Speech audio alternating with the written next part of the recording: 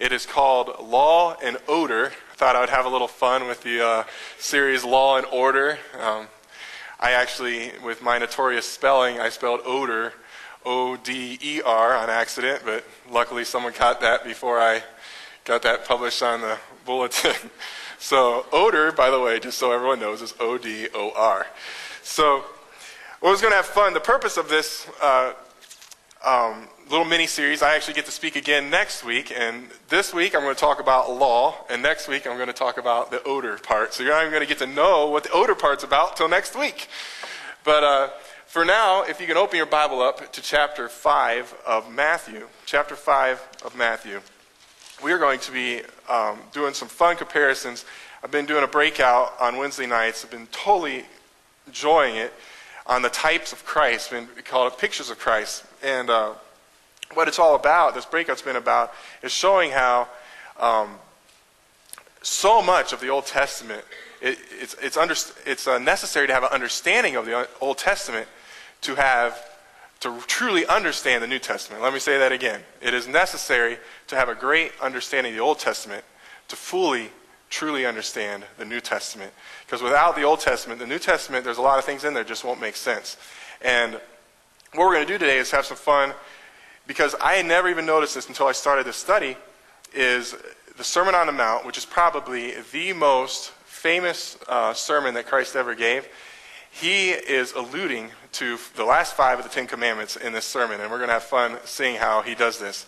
But before we do any of that, how many of you in here like to travel? Do people like to travel? I love to travel, and just this week we got to go see, congratulations to Dave and Lindsay, they probably aren't here today, they had their new baby this week, and it felt so good just to get on the road, out of the church, and to drive to Akron. Sometimes it just feels so good to get out of Mansfield and just take a drive, and I thoroughly got to enjoy that this week. It was a nice sunshiny day, Pastor Joe and I rode together and had a good conversation to talk. It's just a refreshing thing to travel, but one of the things that I don't like so much about traveling are those things called speed limits. You guys know what I'm talking about, speed limits? Those things are just no fun. And I remember when I traveled back and forth from Lynchburg, I got spoiled, Lynchburg, Virginia, I got spoiled because it was 70 miles an hour. Not that 65 stuff like we have here in Ohio, but you got to go up to 70 in the mountains of West Virginia. And I don't know what the difference is between 65 and 70, but 70 feels right. 65 doesn't. 70 is just the right speed. It just feels good. And when I cross that border into Ohio, I feel like I'm going to a crawl because I'm going 65 miles an hour. It's like, oh, Lord, give me patience.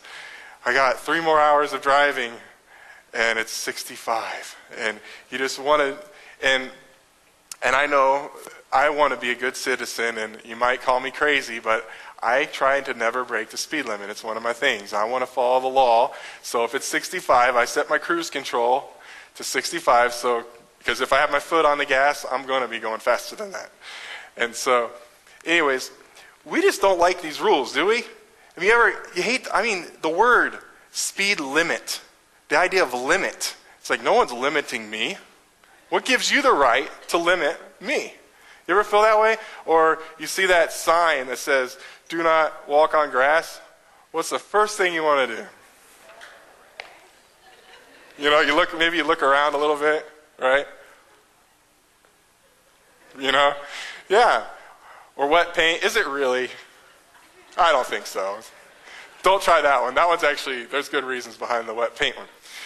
So, but we have laws, right? And laws are given to us for a reason, for our safety and for our protection. Now, if I were talking as Jesus does in chapter 5, I'm going to try and give you a little illustration of talking about speed rules and traffic laws as Christ talks about the laws of the Old Testament here in this chapter 5 of Matthew, okay?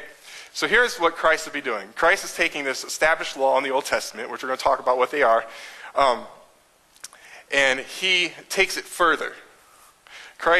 So it would be like Jesus is saying, you have heard that it was said unto you, you shall not go over 35 miles an hour down Trimble Road. But I say unto you, that you need to be a courteous and polite driver, and when people are pulling out, let them in front, rather than pushing your gas just a little bit faster so they can't make it around you. Okay? That's the way he would say this. Or he would say, you have heard it said unto you, when you see a yellow light, you need to slow down. But I say unto you, do not speed up when you see the yellow light to make it through the red. How many of you have been there? You have heard it said unto you that you see a yellow light and that little white line, as long as you're past it, then you can get that extra left turn, even if it's red. If you're past that, that's an understood rule in Mansfield. Do you know what I'm talking about, right? If you're past that white line right there at the yellow, with the yellow light, if you're past that white line, then you can take that left turn. But if you're not, then you can't take the left turn. But if you're past it and it's red, you're good.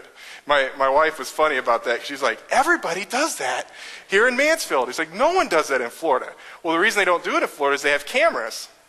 And if you're past that line when it turns red, you get a ticket. And wow, I'm so glad. How many are thankful we don't have cameras, traffic cams? That would be horrible.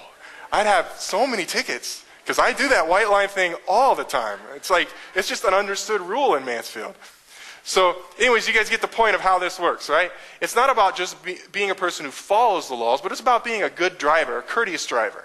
Okay, taking it farther about it. That's the heart of the law, is to be a safe and good driver for people. Because I love it. I really appreciate it when people let me in, even though so much of the time I don't. And anyways, what we're going to do today is we're going to show all these comparisons. And to start off, though, I wanted to show you Matthew 5, verse 1. I wanted to read something here. Because some people have speculated, I'm not going to say this is the absolute truth, but I believe there is some merit to it, has speculated that this points to these verses of the Old Testament. You'll see what I mean here when I read this. Matthew 5, verse 1. It says, when Jesus saw the crowds, he went up on the mountain, and after he sat down, his disciples came to him. And the key phrase there is, he went up on the mountain. Now, another very famous thing happened when another man, okay, who was a type of Christ, Moses, when he went up on the mountain, he went up there and he came down with something. He came down with something that's actually been very controversial nowadays in U.S. Supreme Courts. They've been trying to get him out of the courtrooms and things like that. The Ten Commandments. Moses went up a mountain, God wrote the Ten Commandments on a stone tablet, and he came down the mountain with the Ten Commandments. So some scholars believe that when Jesus went up the mountain, what that's pointing to is a picture of Moses going up the mountain to get the Ten Commandments. And I believe there's some merit to it, and you're going to see it here once we get into this study. Let's start off here. We're going to start off with, we're doing the last 5 of the Ten Commandments. So keep your finger in Matthew chapter 5, and we're going to go over here to Exodus 20, verse 13. Real short verse, right to the point. I think we're all familiar with this. It says this, you shall not murder. Okay? Very good verse to follow. I think all societies would agree that this is something that we need to hold people accountable for. Murder. And this was given to the people of Israel by God through Moses. Now I want to take you over to Matthew 5, verse 21 through 26, and we're going to show what Jesus has to say about this.